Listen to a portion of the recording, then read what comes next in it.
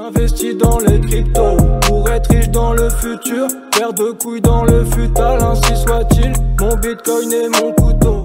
Bienvenue. J'établis un peu les règles. J'aime bien que tout le monde puisse parler et donner son avis, même quand les gens ils sont pas d'accord. D'ailleurs, quand les gens sont pas d'accord, ça donne lieu à des discussions. À partir du moment où il y a du respect et que tout le monde respecte le point de vue de chacun, la modération c'est seulement s'il y a vraiment des personnes qui se comportent très mal, qui insultent, ce genre de choses quoi. Les gens qui dépassent les bornes. Mais bon, j'ai l'impression que ça se passe bien quoi. Vous inquiétez pas, on va discuter de tous les sujets parce que je vous ai dit sur Twitter. Si vous avez des avis, des questions sur les annonces du X-Day et tout ça, bah là, pendant ce live, justement, on va pouvoir en parler. Je termine un peu, je déroule un peu mes trucs, hein, et après on discute vraiment tranquille, quoi.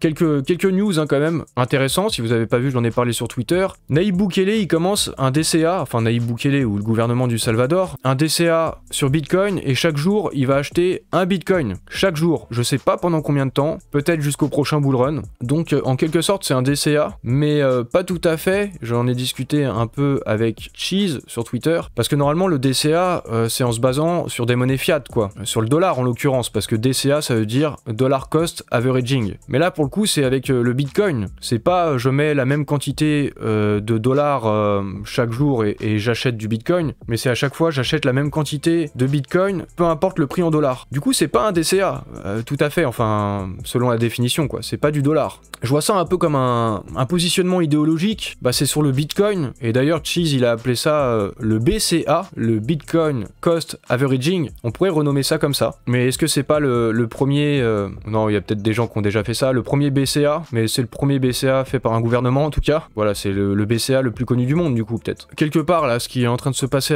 avec FTX, ce qui est, c'est peut-être, est-ce que c'est pas la plus grosse catastrophe crypto qu'on ait connue de l'histoire de la crypto, c'est possible. Quelque part c'est une bonne chose, hein, parce que ça fait que les gens se sont mis à retirer leur crypto des exchanges massivement suite à ça, et ça fait prendre conscience de l'importance de posséder ces cryptos soi-même, de préférence sur un cold wallet. C'est pour ça là, vous avez vu ou pas la news, maintenant on peut acheter des clés Ledger, des wallets Ledger chez Boulanger, magasin d'électroménager. Vraiment, si vous avez pas de clés, que ce soit Ledger ou d'autres, hein, il y en a d'autres, il y en a même des moins chers, bon Ledger c'est quand même pas mal, bah je vous conseille vraiment d'avoir un cold wallet à vous, et bon après en attendant vous pouvez avoir des trust wallets, vous pouvez avoir des MetaMask, donc pensez vraiment à la sécurité de vos cryptos, et comme on dit, hein, quand c'est pas vos clés, c'est pas vos cryptos. Bon après comme je disais, est-ce que Xportal pourrait pas justement tirer son épingle du jeu quelque part, parce que c'est un wallet non custodial, avec Xportal c'est aussi un wallet où vous êtes propriétaire de la clé, et voilà je disais, contrairement à un exchange comme FTX,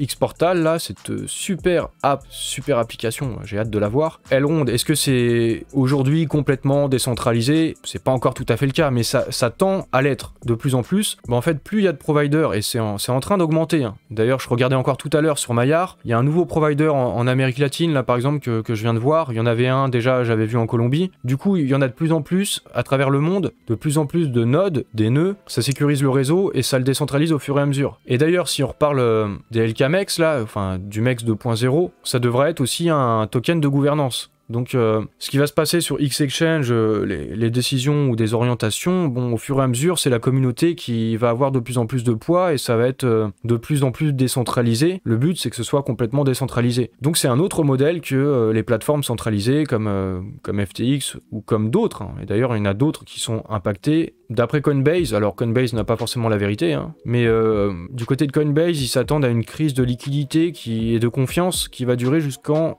2023, fin 2023, donc on en aurait encore pour un an d'après eux. Bon, j'espère pas aussi longtemps quand même. Le fait de parler de Coinbase, et du coup, il y a la nouvelle de ce matin. Elrond part à la conquête du marché US. Du coup, Elrond, c'est plus Elrond, mais c'est Multiverse X. Il y en a qui disent que ça fait Multiverse Sex, quand on le prononce vite, là, en anglais. Et du coup, ça va être listé sur Coinbase, donc c'est quand même un des principaux endroits où les États-Unis achètent des cryptos, donc c'est important d'être sur Coinbase, hein, pour aller conquérir le marché US. Un an, c'est que dalle. Un an, c'est pas que dalle, parce que ça dure quand même déjà depuis un an, hein. Donc un an, c'est quand même long, hein. Mais bon, il faut ce qu'il faut. Ouais, états-unien, ça se dit, en fait, c'est ce qu'il faut dire. Si on dit américain, techniquement parlant, c'est toute l'Amérique, hein, du nord au sud, des Canadiens jusqu'aux Argentins. Donc c'est comme si on disait les Français pour parler des Européens. Et c'est un abus de langage parce que c'est la domination des États-Unis sur le monde et du coup sur le continent, et on dit l'Amérique. Mais non, l'Amérique, ça se résume pas aux États-Unis. Que vont devenir les EGLD? Ça va rester le GLD. Benjamin, il a dit, c'est l'épicentre de tout le système là, Multiverse X, donc ça reste le GLD. Ça va pas changer de nom, ça. Bosser cette nuit, non, mais j'essaie des fois de dormir un peu. Aussi. Bah hier j'ai quand même travaillé jusqu'à minuit encore, donc bah non mais moi je plaisante pas, je sais que vous plaisantez mais moi je plaisante pas, c'est vrai, je taffe vraiment énormément. Je taffe dans quoi? Bah je taffe mon bitcoin et mon couteau, c'était écrit sur mon badge OXD, je suis le CEO de mon bitcoin et mon couteau. Non c'est ça que je fais 100% complètement. C'est pour ça que je disais là cette période de bear market, je peux vous dire les partenariats il y en a plus trop, et en fait un youtubeur c'est pas avec les pubs sur YouTube qu'on gagne de l'argent, loin de là, ou en tout cas pas à mon niveau, hein, je fais pas assez de vues pour ça, donc c'est avec des partenariats de temps en temps qu'on peut gagner un peu d'argent, mais bah en ce moment c'est pas trop le cas, et des fois j'ai des propositions, c'est ce que je disais un peu avant, mais bah voilà quoi, j'ai pas envie d'accepter certains trucs. Bon voilà, en tout cas on apprend en live aussi des trucs. Ce qui serait bien aussi c'est qu'il y ait plus de projets hein, qui intègrent le metabonding. Franchement je sais pas ce que vous en pensez, mais je serais pas contre le fait qu'il y ait plus de projets, hein. Vraiment je trouve qu'il y en a pas assez. Une OP avec FTX, bah ouais, si vous voulez je vous fais une vidéo de présentation d'FTX, une plateforme sur laquelle vous pouvez mettre vos cryptos, mais vous n'êtes pas sûr de les récupérer. Est-ce que ça vous tente ou pas? Ah, je suis pas sûr que vous soyez chaud, mais si je peux prendre un billet, en plus si je suis payé en FTT, je suis pas sûr d'être gagnant, mais non bah ouais, on va pas faire ça. Bah du coup, dites-moi hein, si comme Saka là vous nous annoncez des trucs, ou si vous avez des sujets ou des avis sur certains trucs, on en discute, hein. Je m'étais dit qu'on en parlerait peut-être sur la fin du live. Vous voyez, je suis fatigué, hein. On m'a posé une question sur Kavari, on peut en parler. Je vous avoue, je suis assez déçu là dans un premier temps, parce que bon d'abord, au début ça a été assez lent, ça a pas mal galéré, et pourtant, j'arrête pas de bailler, hein, désolé. Hein. Et pourtant, il y a que les gens qui ont accès à la bêta, qui ont des NFT, qui peuvent y avoir accès. Mais du coup, j'ai une première impression pas forcément très bonne avec les premières choses que j'ai vues de Kavari. Déjà, j'ai essayé de mint pour uploader une vidéo. Il faut d'abord mint un NFT playlist. Désolé, je sais pas ce que j'ai, hein, mais là, je dois être un peu fatigué. Et du coup, fallait mint une playlist. J'ai essayé plein de fois, ça marchait pas. J'ai dû réessayer le lendemain ou le surlendemain pour réussir à créer une playlist. Par contre, les frais de transaction, à chaque fois, je les ai payés. Et pour uploader une vidéo, bah pareil, j'ai essayé.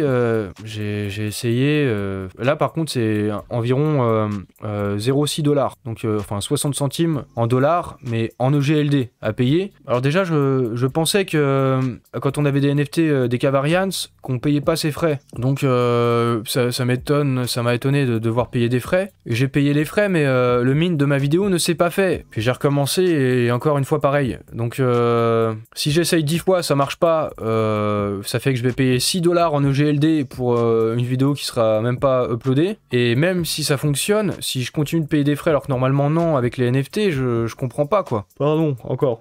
Pardon. Donc ça fait un peu chier quoi. Surtout que si on table sur le fait que le GLD dans peut-être 2 ans ce sera peut-être en milliers de dollars le GLD. Bon du coup je sais pas trop quoi en penser. C'est une version bêta. Faut peut-être attendre que certaines choses soient corrigées, mais ma première impression, alors que j'étais quand même très enthousiaste, hein, je me suis dit une plateforme voilà sur Elrond, envie de tester et tout, mais ma première impression c'est pas super quoi, ma première impression. Est-ce que vous avez plus de réactions sur le XD et tout? Putain, c'est infernal, j'arrête pas de bailler quoi. Ça me fait chier moi-même. Pardon?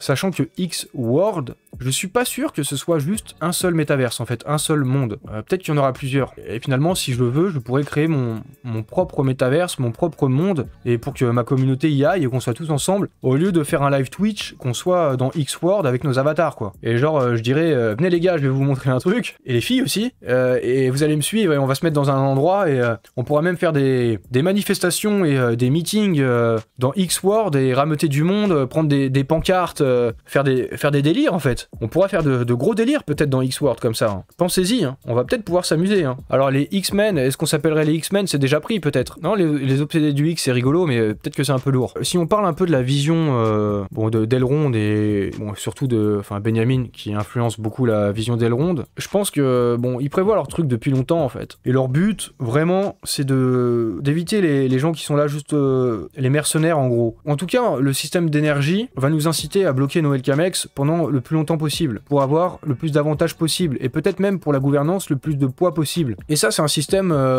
contre les mercenaires entre guillemets qui viennent juste prendre leur profit et qui se tirent. Pour la viabilité, pour du long terme c'est pas bon. Et eux ils ont vraiment une vision de long terme. Le Price Discovery, ça plaît ou ça plaît pas, mais c'est cohérent avec cette idée de faire un truc viable sur du long terme et d'éviter les gens qui viennent, qui vont directement dump tous leurs bags, qui vont faire un gros profit et qui se cassent et hop, et qui se tirent sur un autre exchange. Leur but c'est que la liquidité elle reste, que les utilisateurs y restent et faire bloquer les Elcamex le plus longtemps possible, c'est un moyen de faire en sorte qu'on reste le plus longtemps possible et faire en sorte qu'il y ait de la liquidité sur le DEX et voilà quoi, du volume et tout quoi. Et plus il y aura de volume et plus on aura de reward aussi en ayant du LKMX. Voilà, je pense que c'est leur stratégie. Et puis bon, vu qu'il va y avoir du système de gouvernance, on va pouvoir participer et donner notre avis. C'est un truc qui peut pas se faire du jour au lendemain, la décentralisation. Ou alors si, mais si du jour au lendemain, c'est nous qui prenons toutes les décisions ou de grosses orientations pour la blockchain, ça risque d'être ralenti, d'être des processus lents, voire on risquerait de prendre des décisions peut-être qui vont nous satisfaire, nous la communauté, mais qui seront pas les meilleures ou les plus efficientes. Et il faut pas oublier qu'il y a de la concurrence entre les blockchains, il faut pouvoir aller vite aussi en fait. Mais bon, je pense là, ils vont commencer vraiment à être plus décentralisés là avec le LKMX 2.0, on va voir ça. Ouais.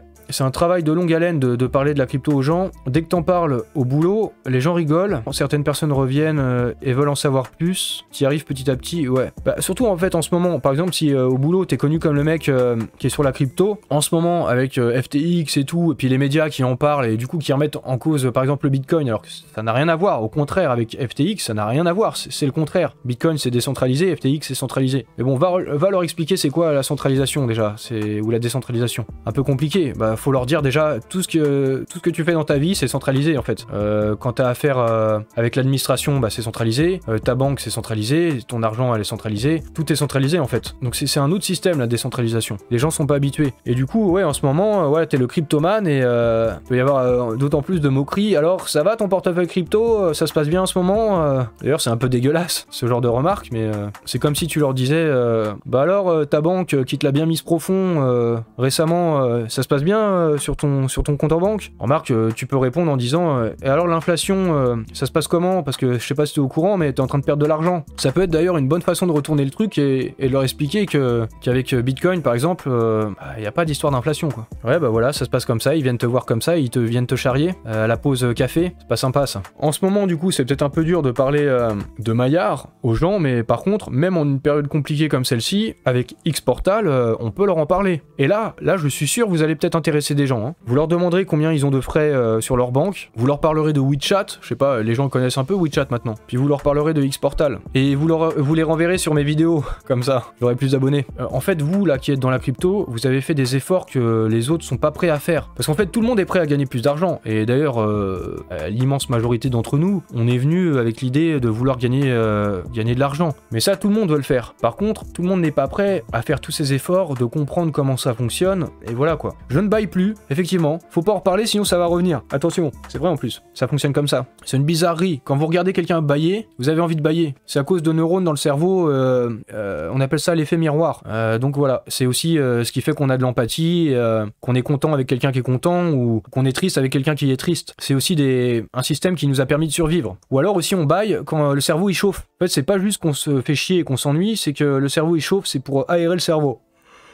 Donc là, j'aère mon cerveau, en fait. Quand vous baillez, vous aspirez en même temps. Ça va directement rafraîchir la paroi, là, au fond, là, et ça rafraîchit le cerveau. Je dis pas des conneries, hein, c'est vrai. Hein. Le cerveau, qu'est-ce que c'est? Alors, c'est un ordinateur. C'est une interface neuronale pour faire fonctionner tout ce truc-là. Vous avez vu, on parle un peu de tout et n'importe quoi, finalement. Et finalement, 1h43 de live, va falloir que j'arrête. Après il y a du montage. En même temps, vous partez pas, vous restez, vous m'incitez à continuer d'être là, quoi. Pour l'instant, c'est la meilleure des machines, le cerveau, jusqu'à l'ordinateur quantique, et là on est tous foutu comme dans Matrix et les machines vont prendre le pouvoir et l'intelligence artificielle et tout et voilà quoi. Mais peut-être qu'en fait c'est déjà le cas et dans ce cas-là il y a déjà une matrice, un multiverse qui existe, un métaverse et tout, et dans ce cas-là on est déjà dedans et on est dans un avatar dans ces cas-là. Quand on est fatigué on respire moins. Arrêtez de parler de fatigue, ça me fait bailler. Bon, on est en train de parler de n'importe quoi plus que de tout là, donc je sais pas, peut-être on va se dire au revoir. Donc bonne soirée à tous, et je vais couper le live. Merci encore une fois d'avoir été là. Salut à tous.